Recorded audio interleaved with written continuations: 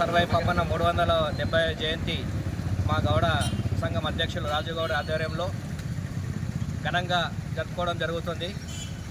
సర్దార్ సర్వై పాపన్న తెలంగాణ తొలిరాజు.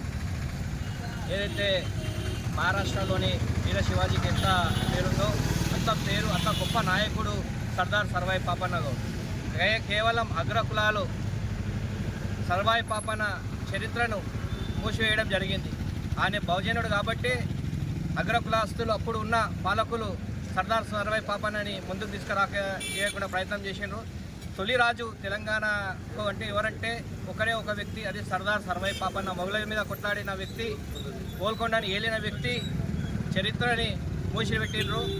అందుకే ఇప్పుడు రాబోయే రోజుల్లో మా తరంకు సర్దార్ సర్వై పాపన్న చరిత్ర తెలిసింది. ఇక్కడ విగ్రహాలు కూడా ఎందుకు ఏర్పాటు చేశారు మహనీయులు అంటే రాబోయే తరాలు కూడా గుర్తించుకోవాలి, మహనీయుల గురించి చరిత్ర తెలుసుకోవాలి అనే ఉద్దేశంతో విగ్రహాలు ఏర్పాటు చేయడం జరుగుతుంది.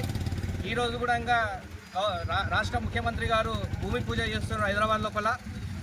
మా తాండూరు నియోజకవర్గ గౌడ సోదరుల తరఫున రాష్ట్ర ముఖ్యమంత్రి గారికి ధన్యవాదాలు తెలుపుతూ ఈ అవకాశం ఇచ్చిన అందరికీ ధన్యవాదాలు.